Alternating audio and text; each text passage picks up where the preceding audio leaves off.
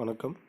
இன்று நம்ம பார்க்கக்கூடிய தலைப்பு என்னென்னு பார்த்தீங்கன்னா, டிப்ளமோ இன்ஜினியரிங் ஃபிசிக்ஸ் 1 யூனிட் 1.2ல் இருக்கக்கூடிய ஸ்கேலார் அளவுகள், ஸ்கேலார் குவான்டிட்டிஸ், வெக்டார் அளவுகள், வெக்டார் குவான்டிட்டிஸ், புள்ளிசேர் விசைகள், கான்கரண்ட் ஃபோர்ஸஸ், ஒரு தள விசைகள், கோப்ளானர் ஃபோர்ஸஸ், ஓர் விசையினை செவ்வக ஆக்கக்கூறுகளாக பிரித்தல், resolution of forces into rectangular component. அடுத்து விசைகளின் இணைகர விதி, parallelogram law of forces. அடுத்து ஒரு புள்ளியில் செயல்படும் இரு விசைகளின் தொகுபயனின் எண்மதிப்பு மற்றும் திசை ஆகியவற்றுக்கான கோவைகள், expression for the magnitude and direction of the resultant என்ற தலைப்பு பற்றி பார்க்கலாம். இயல் உலகத்தை விவரிக்க பயன்படும் பல்வகை அளவுகளை உள்ளடக்கியது இயக்கவியல். இவை தொலைவு, இடப்பெயர்ச்சி, வேகம், திசைவேகம், முடுக்கம், நிறை, உந்தம், ஆற்றல், வேலை, திறன் போன்ற அளவுகள் சில எடுத்துக்காட்டுகளாகும். இந்த அளவுகளை ஸ்கேலார் மற்றும் வெக்டர் என்ற இரு வகைகளாக பிரிக்கலாம்.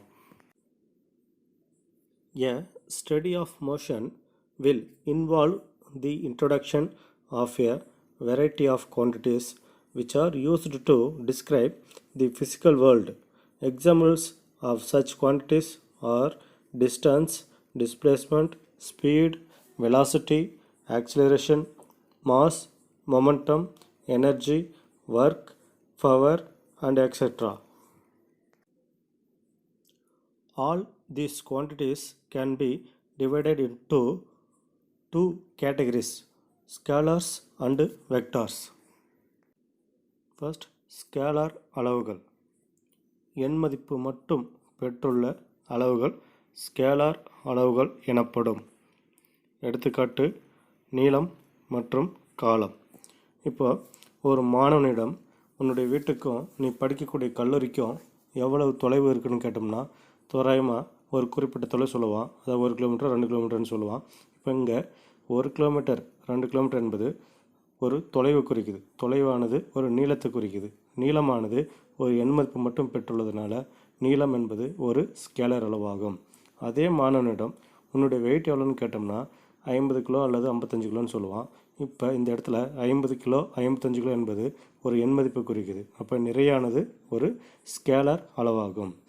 இப்போ அதே மாணவனிடம் இப்போ டைம் எவ்வளோன்னு கேட்டோம்னா ஒரு குறிப்பிட்ட நேரத்தை சொல்லுவான். 1 மணி 2 மணின்னு சொல்லுவான். அப்போ இங்கே 1 மணி 2 மணி என்பது ஒரு எண்மதிப்பை குறிக்கிறதுனால காலமானதும் ஒரு ஸ்கேலர் அளவாக செயல்படுகிறது. அடுத்து scalar quantities. Physical quantities having only magnitude are called scalar quantities. Example, length and mass. Vector அளவீடுகள். எண்மதிப்பு மற்றும் திசை ஆகியவற்றை பெற்றுள்ள அளவுகள் வெக்டார் அளவீடுகள் எனப்படும். எடுத்துக்காட்டு, திசைவேகம் மற்றும் விசை.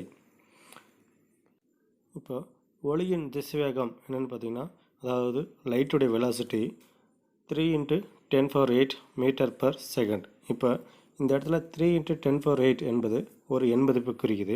அதேமாதிரி ஒளியானது ஏதாவது ஒரு திசையில் செல்லக்கூடியவை.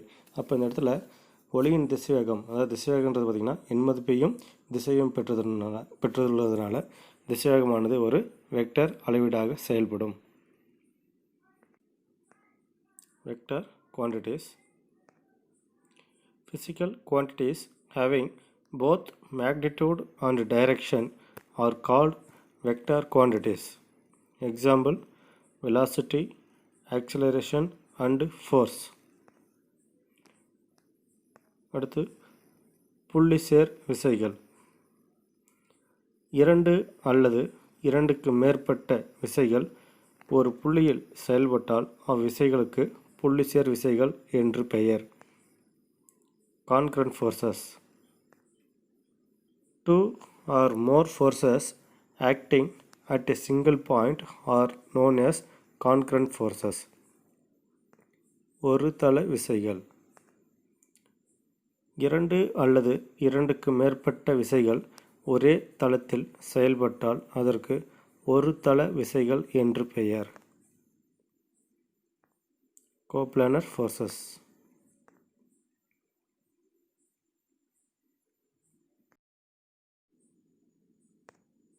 Coplanar forces.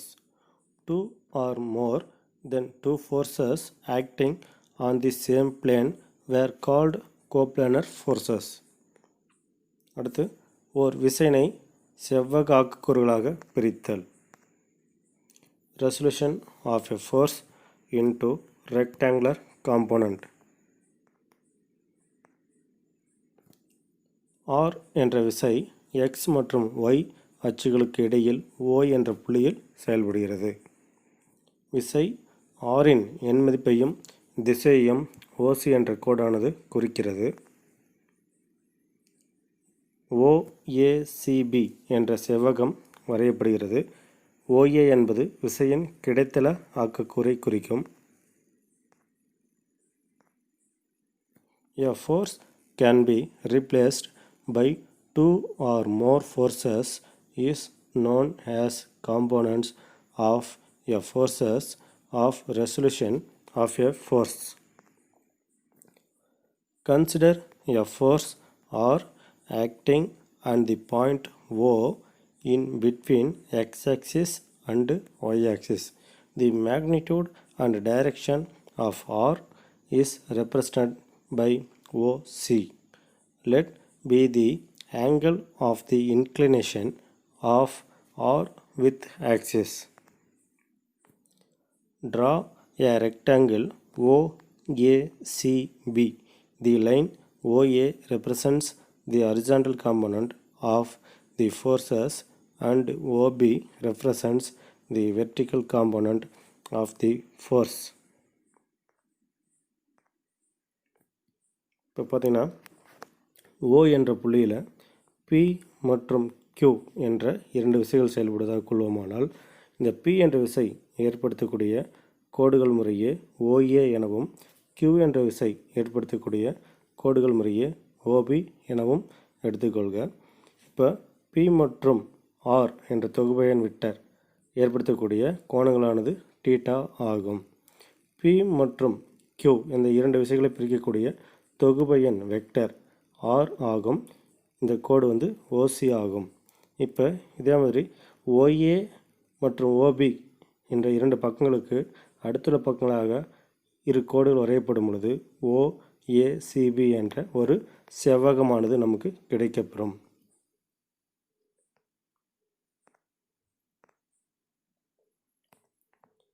Angle OACL cos θ சமம் OA by OC. இந்த OA by OC எப்படி வந்துச்சுன்னு பார்த்தீங்கன்னா ஒரு முக்கோணம், அதாவது OACL cos θ சமம் அடிப்பக்கம் பை கர்ணம். அடிப்பக்கத்துக்கான கோடு OA, கர்ணத்துக்கான கோடு OC. therefore cos θ சமம் OA by OC. இந்த OA என்ற மதிப்பை அப்படியே வச்சுக்கிட்டு இந்த OC என்ற மதிப்பை லெஃப்ட் சைடு எடுத்துகிட்டு வந்து பெருக்கணும்னா OC இன்ட்டு cos θன்னு கிடைக்கும். அதாவது OA சமம் OC இன்ட்டு cos θ. இப்போ இந்த இடத்துல இந்த OC என்ற கர்ணத்தின் மதிப்பானது தொகுபயன் வெக்டர் R ஐ குறிக்கும். இதே மாதிரி OA என்ற கோடு P என்ற விசையை குறிக்கும். இந்த இரண்டு மதிப்பையும் மேலே இருக்கக்கூடிய இந்த ஃபார்முலாவில் சப்ஸ்டிட் பண்ணோம்னா, அதாவது OA என்ற கோடு ஏற்படுத்தக்கூடிய விசை P எனவும் OC என்ற கோடு ஏற்படுத்தக்கூடிய தொகுபயன் விசை R எனவும் நம்ம சப்ஸ்டிட் பண்ணோம்னா P சமம் R cos θ என்ற மதிப்பு கிடைக்கும். இதுதான் விசையின் கிடைத்தலாக்குக்குறுக்கான சமன்பாடு. அடுத்து விசையின் செங்குத்தாக்குக்குறுக்கான சமன்பாடு என்ன அப்படின்றத பற்றி பார்க்கலாம். இதே மாதிரி ஆங்கிள் OACL sin θ சமம் OB by OC. அதாவது OB என்ற கோடு எதிர்பக்கத்தையும் OC என்ற கோடு கர்ணத்தையும் குறிக்கும். அதாவது sin θ சமம் எதிர்பக்கம் பை கர்ணம். எதிர்பக்கத்துக்கான கோடு OB, கர்ணத்துக்கான கோடு OC. இப்போ இந்த இடத்துல OBயை வந்து நம்ம ஏசின்னு சொல்கிறோம். ஏன்னு பார்த்தோம்னா இரு எதிர் பக்கங்கள் சமம். அதாவது OB என்ற கோட்டுக்கு எதிரே இருக்கக்கூடிய கோடானது AC. அப்போ இந்த இரண்டு பக்கங்கள் சமமாக இருக்கும் பொழுது OB சமம் AC என எடுத்துக்கொள்வோமானால் இந்த ஏசி என்ற மதிப்பை அப்படியே வச்சுக்கிட்டு இந்த ஓசி என்ற மதிப்பை லெஃப்ட் சைடில் எடுத்து பெருக்கணும்னா ஓசி இன்ட்டு சைன் தீட்டா என்ற மதிப்பு கிடைக்கும். இப்போ இந்த இடத்துல ஓசி என்ற கோடு ஏற்படுத்தக்கூடிய தொகுபயன் வெக்டர் என்னென்னு பார்த்தீங்கன்னா ஆர். அதேமாதிரி ஓபி மற்றும் ஏசி இந்த இரண்டு பக்கங்கள் சமமாக இருக்கும் பொழுது இந்த இரண்டு பக்கங்கள் ஏற்படுத்தக்கூடிய விசை என்னென்னு பார்த்தீங்கன்னா Q.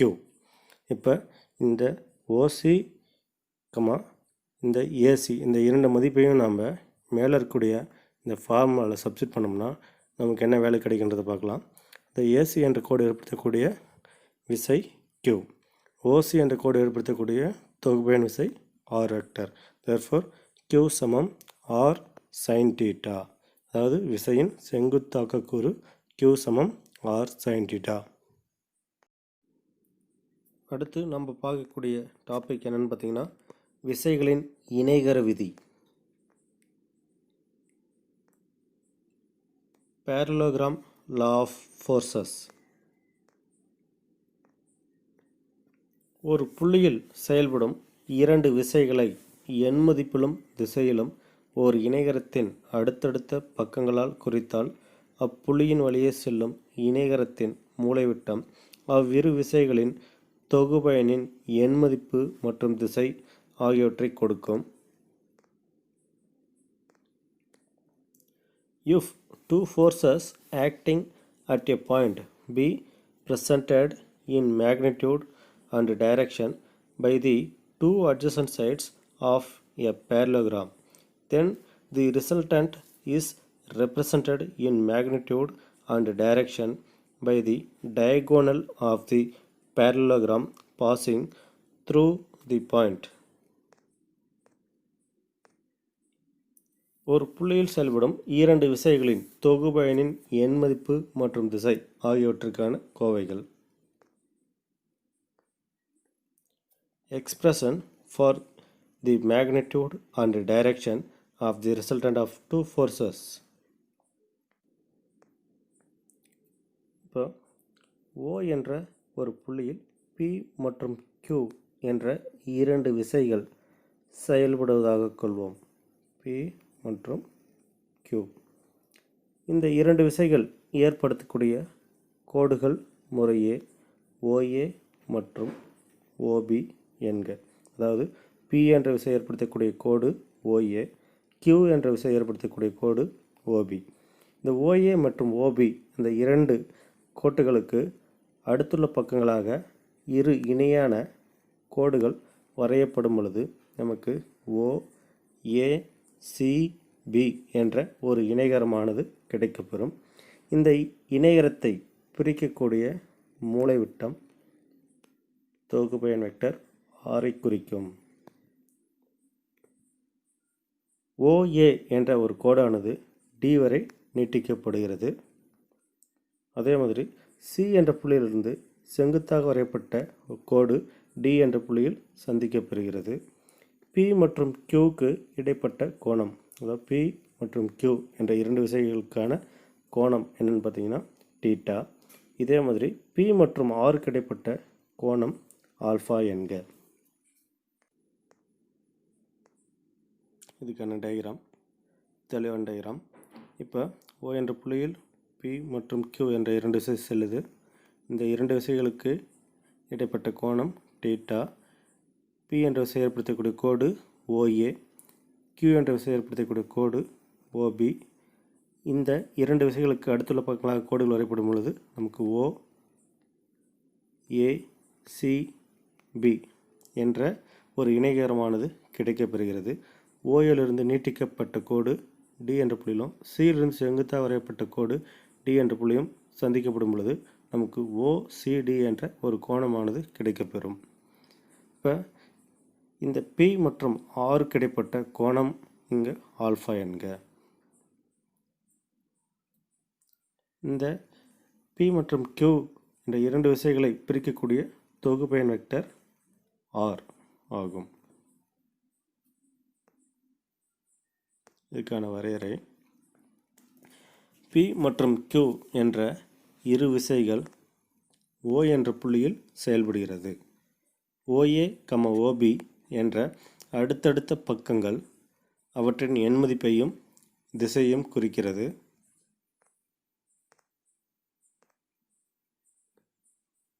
OACD என்ற இணையத்தை பூர்த்தி செய்து மூலைவிட்டம் OC வரைக. இரண்டு விசைக்கும் இடைப்பட்ட கோணம் θ ஆகும். ODC என்ற செங்கோண முக்கோணம் வரைய OAவை D வரை நீட்டிக்க வேண்டும். இதே மாதிரி செங்குத்து கோடு C வரை நீட்டிக்க வேண்டும். இணைகர விதிப்படி OC என்ற மூலைவிட்டம் தொகுபை எண் Rன் எண் மதிப்பு மற்றும் திசையை கொடுக்கும்.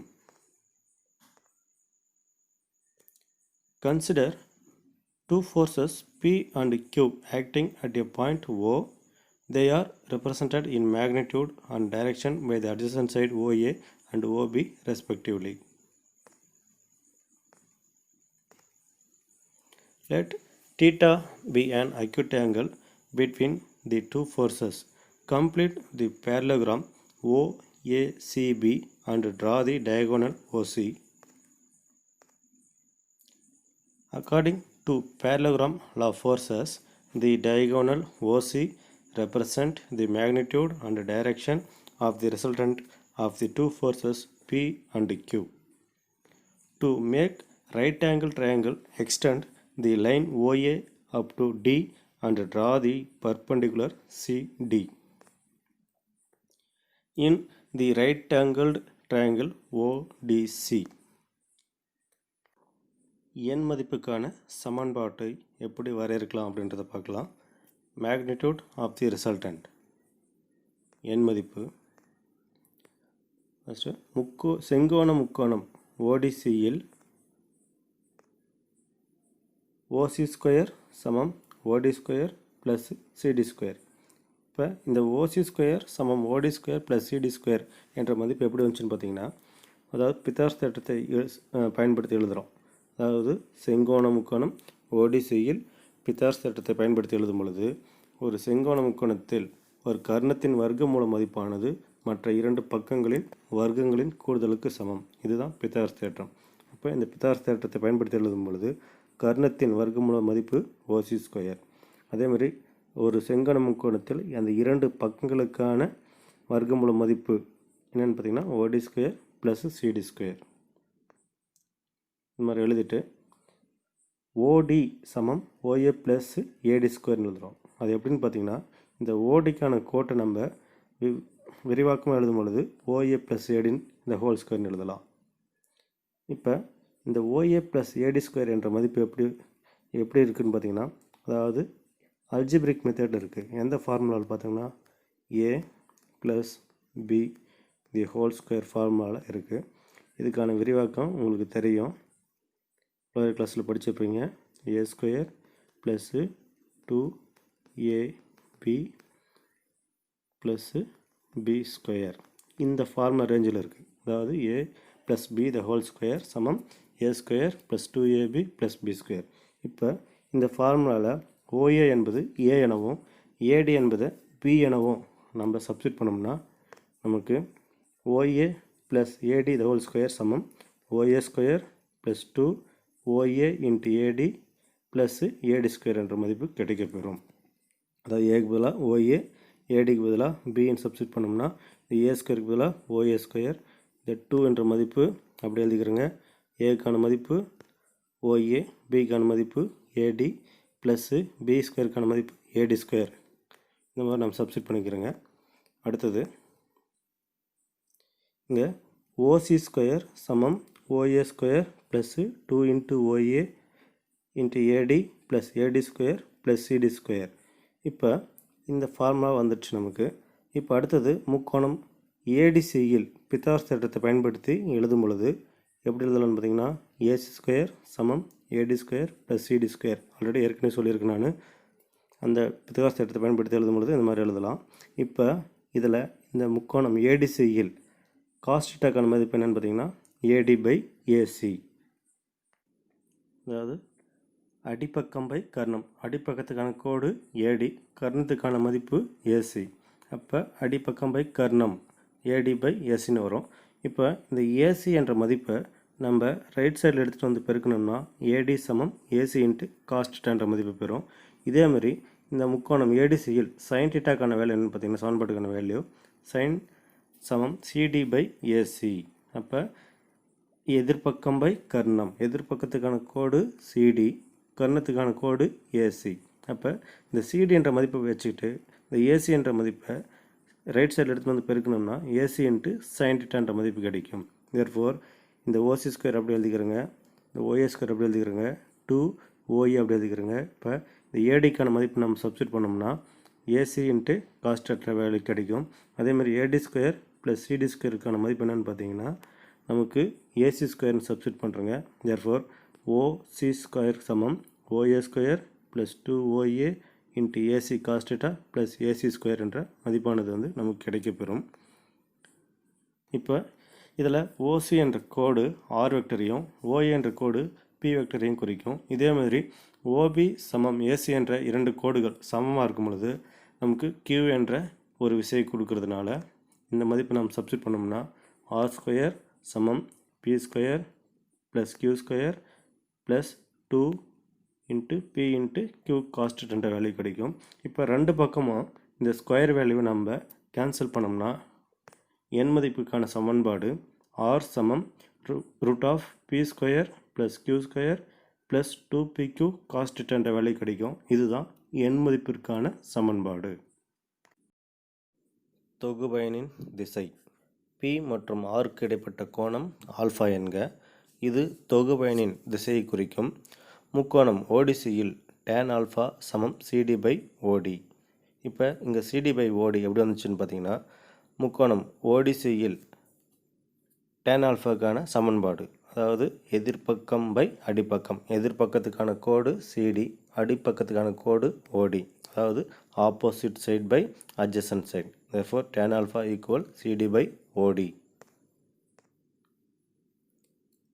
இப்போ சிடிக்கான மதிப்பு என்னென்னு பார்த்தீங்கன்னா ஏசி இன்ட்டு சைன் தீட்டா. இதே மாதிரி ஏடிக்கான மதிப்பு AC into cos theta. Therefore tan alpha equal Q sin theta by P plus Q cos theta. இப்போ ஆல்ஃபா அப்படி வச்சுக்கிட்டு tan என்ற மதிப்பை ரைட் சைடில் எடுத்துகிட்டு வந்து எழுதணும்னா 1/tan எழுதலாம்.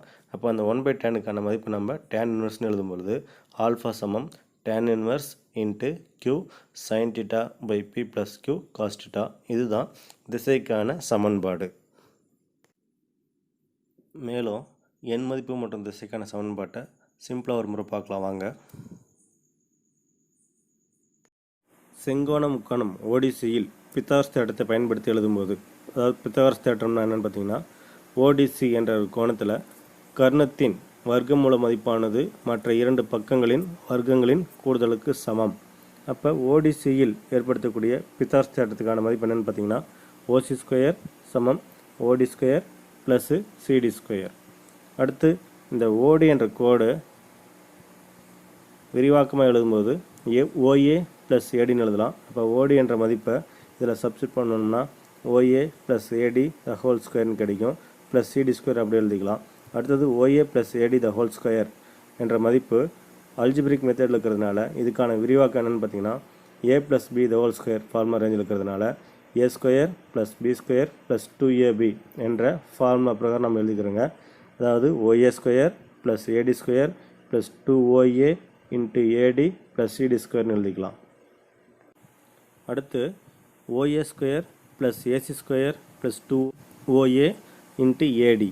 அப்போ இங்கே ஏடி ஸ்கொயரும் இந்த சிடி ஸ்கொயரும் நமக்கு எதுவாக இருக்குதுன்னு பார்த்தோன்னா ஏசி ஸ்கொயராக இருக்குது. எப்படின்னு பார்த்தீங்கன்னா முக்கோணம் ஏடிசியில் ஏற்படுத்தக்கூடிய பித்தாகரஸ் தேற்றத்துக்கான மதிப்பு ஏசி ஸ்கொயர் சமம் ஏடி ஸ்கொயர் ப்ளஸ் சிடி ஸ்கொயர். அப்போ இந்த ஏடி ஸ்கொயர் ப்ளஸ் சிடி ஸ்கொயருக்கான மதிப்பு என்னென்னு பார்த்தீங்கன்னா ஏசி ஸ்கொயர். இதே மாதிரி தான் காஸ் தீட்டா எப்படி எழுதலாம்னு பார்த்தீங்கன்னா ஏடி பை ஏசி, அது அடிப்பக்கம் பை கர்ணம், அடிப்பக்கத்துக்கான கோடு ஏடி, கர்ணத்துக்கான கோடு AC. therefore cos theta is equal to AD by AC. இப்போ AD என்ற மதிப்பை அப்படியே வச்சுக்கிட்டு AC என்ற மதிப்பை லெஃப்ட் சைடில் எடுத்துகிட்டு போயிருக்கணும்னா AC cos theta கிடைக்கும். AC என்ற கோடு ஏற்படுத்தக்கூடிய விசை என்னன்னு பார்த்தீங்கன்னா Q. therefore ADக்கான மதிப்பு Q cos theta. இதே மாதிரி sin thetaக்கான மதிப்பு என்னன்னு பார்த்தீங்கன்னா எதிர்பக்கம் பை கர்ணம், எதிர்பக்கம் ஏற்படுத்தக்கூடிய கோடு CD, இது கர்ணத்தின் கோடு வந்து AC. therefore sin theta is equal to CD by AC. இந்த CD என்ற மதிப்பை அப்படியே வச்சுக்கிட்டு ஏசி என்ற மதிப்பை லெஃப்ட் சைடில் எடுத்துகிட்டு போயிருக்கணும்னா ஏசி சைன் டீட்டா என்ற வேல்யூ கிடைக்கும். இதுக்கான மதிப்பை நம்ம பிரதியிடும் பொழுது Q என்ற கோடானது கிடைக்கப்பெறுது. therefore CDக்கான மதிப்பு Q sin theta. இப்போ இந்த மொத்த மதிப்பையும், அதாவது AD மற்றும் CD என்ற இரண்டு மதிப்பையும் மேலே இருக்கக்கூடிய அந்த ஃபார்முலாவில் சப்ஸ்டிட் பண்ணோம்னா நமக்கு OC ஸ்கொயர் சமம் OA square plus AC square plus 2OA into AC cost என்ற வேல்யூ நமக்கு கிடைக்கும். படத்தில் காட்டியபடி OC என்ற கோடு R என்ற வெக்டரையும், OA என்ற கோடு P என்ற விசையையும், OB என்ற கோடு Q என்ற விசையும் குறிக்கிறதுனால இதுக்கான மொத்த மதிப்பு நம்ம பிரதியிடும் பொழுது R ஸ்கொயர் சமம் P square plus Q square plus 2PQ cos என்ற மதிப்பு நமக்கு கிடைக்கும். அப்போ மேலே ரெண்டு பக்கமும் ஸ்கொயர் மதிப்பை நம்ம கேன்சல் பண்ணும்போது நமக்கு எண் மதிப்புக்கான சமன்பாடு R சமம் √P square plus Q square plus 2PQ cos என்ற மதிப்பானது கிடைக்கப்பெறும். அடுத்தது திசை, the direction of the resultant, திசைக்கான சமன்பாடு. P மற்றும் R கிடைப்பட்ட கோணம் தான் ஆல்ஃபா. அப்போ ஆல்ஃபான்றது என்னென்னு பார்த்தீங்கன்னா தொகுபயனின் திசையை குறிக்குது. முக்கோணம் ODCயில் tan ஆல்ஃபா எப்படி எழுதலாம்னு பார்த்தீங்கன்னா CD/OD, அதாவது CD/OD. இந்த OD என்ற கோடு விரிவாக்கமாக நம்ம எழுதணும்னா OA + ADன்னு எழுதலாம். சமம் CD என்ற கோடு ஏற்படுத்தக்கூடிய மதிப்பு என்னென்னு பார்த்தீங்கன்னா AC sin theta. therefore OA அப்படி எழுதிக்கிறேங்க. AD என்ற கோட்டுக்கான சமன்பாடு என்னென்னு பார்த்தீங்கன்னா AC cos theta. therefore tan alpha சமம் Q sin theta by P plus Q cos theta. இந்த Q எப்படி வந்துச்சுன்னு பார்த்தீங்கன்னா AC என்ற கோடு ஏற்படுத்தக்கூடிய ஒரு விசை, அதுதான் Q. இந்த ஆல்ஃபா அப்படியே வச்சுக்கிட்டு tan ரைட் சைடில் எடுத்துகிட்டு வந்து எழுதணும்னா tan இன்வெர்ஸாக மாறும். therefore tan inverse into Q sin theta divided by P plus Q cos theta. இதுதான் தொகுபயனின் திசையை குறிக்கக்கூடிய சமன்பாடு. Then the direction of the resultant, தொகுபயனின் திசை alpha is equal to tan inverse into Q sin theta divided by P plus Q cos theta.